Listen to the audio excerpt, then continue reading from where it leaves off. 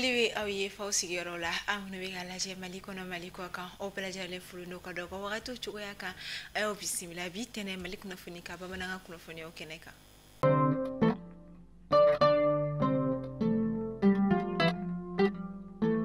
Funi damne la anga jamana ministri nyama general de division Abdoulaye Maiga kudungo kari septembre kolo klimuga ani sheki ale koni segina kana anga jamana konna la kada ka tumisi na bolla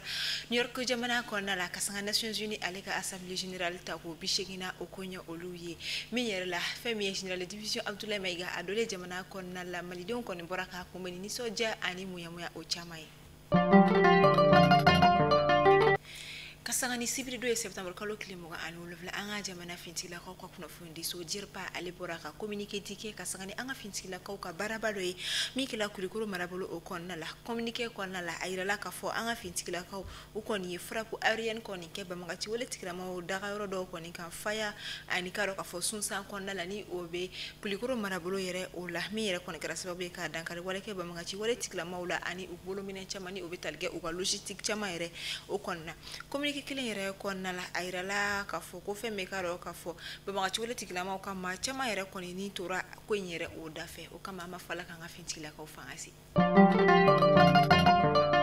ni wakati nga jamana keleno ka barabara koni ngani ata ni ote do were ye ko le Maliens visitent le Mali projet to ko oyi mi kunte do were fe mi Mali don yere ka wuli ka joke ka se ka anga jamana marabolo kelengene na bela jale ka sina boleke ka ta ko no ka ni abe foma ku tourisme ka se ka ta o marabolo olula kala anikaro ka fokoba munume akonna la o kama wuli ka jo yere koni na nyeshine do duguba sabare ma ame wakati mna ko san o betalike segu region sika so region ani kulukuru region na la inite foshi ka se ka anga jamana patrimoine ka odo bala ani ka sika anga jamana korta sanfe sekuni don ko bina kunka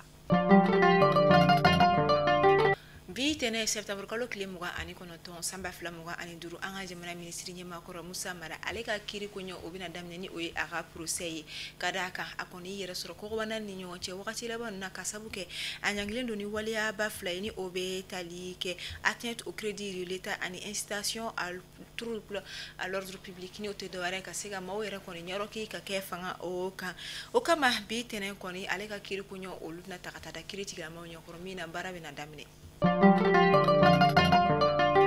Festival Mali kene mita ko folo bara ukira septembre kalo klimuga ani woroka akunche septembre kalo klimuga ani shekin kunungo karidun mi yere koni keranga jamana konna la fabala kerenkerane la wana koni kera resuti bay mi yere ala unité do wore ore koni anga jamana sekoni adonko uni atabio koroka uludo bala kadaka akene kan femi anga jamana sia chama ulu koni représenter la ka uga sekoni udonko ka uluta kulu yiraka ado bala abedo ogomi kono odi anga nyina sa minterenu ka kuni donc otikila magoma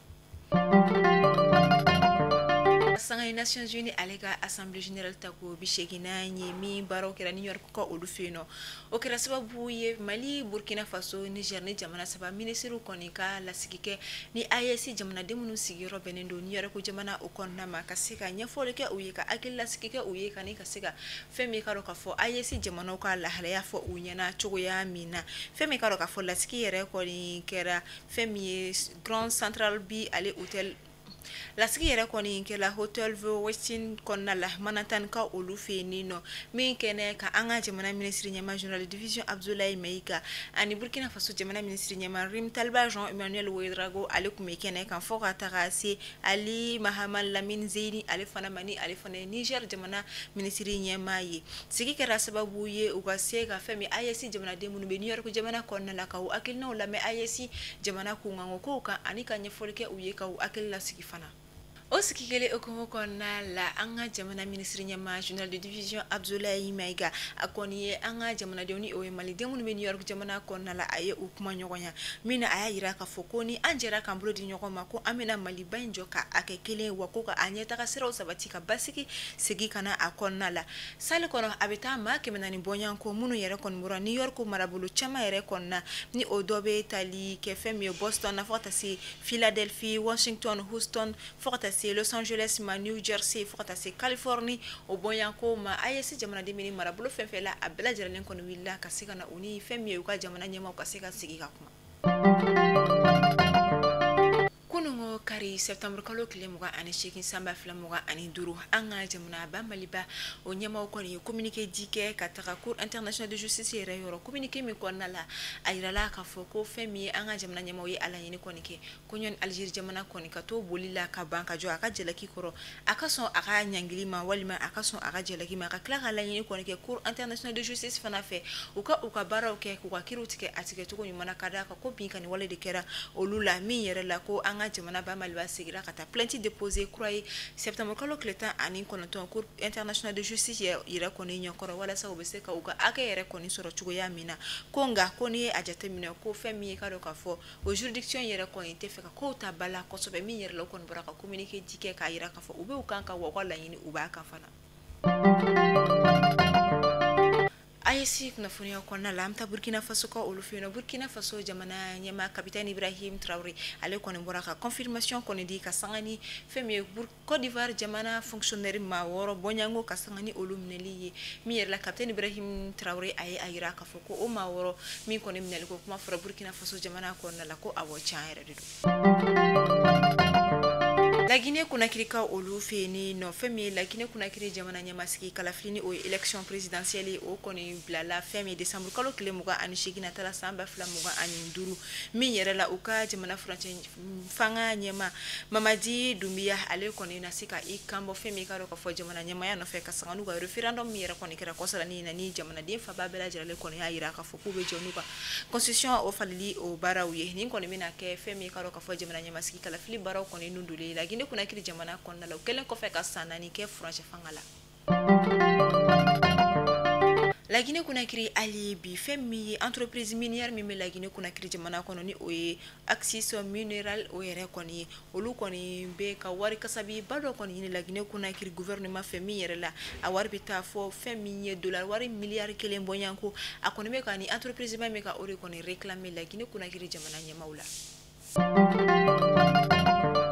Amit Segin kana Burkina Faso jamana konna la Burkina Faso jamana nyama capitaine Ibrahim Traoré ali koni boraka kuma mi yere la ayira ka fo ko femi karo ka fo ame wakati mina iko sisa ko keleke minen san koni ko o kuma timena ko anka nga keleke mino yere koni gla ayre ko chiendo femi karo ka fo ukanga anka ka ayre la kanda mi yere la ni keleke minen san olu yere koni nyi konga koni anye agla ayre ko ofana nafaka bunko sobe kadaka ko na do fara jamana ka nyeta sira o ka wa mi fene mina sababu ye kasega do fara jamana fene ka soroda oluka capitaine Ibrahim Traoré ayini kuno funya la senunu yere de ke kasangani kunungo kare septembre kalo klemuga ani sheki mina aya fo kasangani Burkina Faso jamana ka la halayawi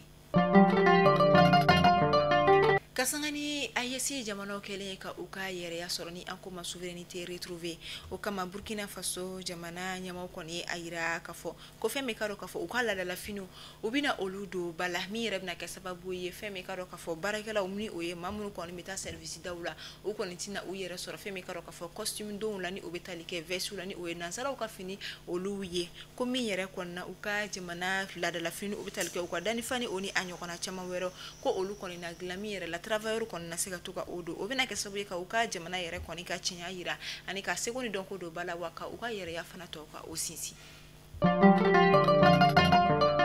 ame seiga na ngaje bana kon na la ka kuno funyo datugo anga jamana marabulu folo la kaika olufeno kere ne la kinyi ba marabulu okon na la bogotigini ndo mi ale koni adin fitini ni oyeshimi den ka akalifa madola ko de mina mini chinke kana mina amasi kana tuguni ayade abadon ni chugo ya ine koni na ni bole en koni tumfo manaka yuko sobe anga jamana konna la mi yere la anga jamana police la kawni afinti la kaw kumena kani kanyo ona uyeni akera moko kono ko ayre dablala nga feme ka do ka fo do ko franchete meni na kenye baka olufini no musula ka shifina ka do koni adin fitini shimi deni yere ta ka fo ko di do ma ko nyama nde mina metaka na mina amasigi tuguni kama na gambulu ani jatike bulu atiki kono willa kata signale commissariat des policiers yere konina mali kuna fini bolo sala jaba ne bi danski ko bi bama nga kuna foni wala ama fo awni ci akala mel ko yimana aw ka machine ala kan shi joko makon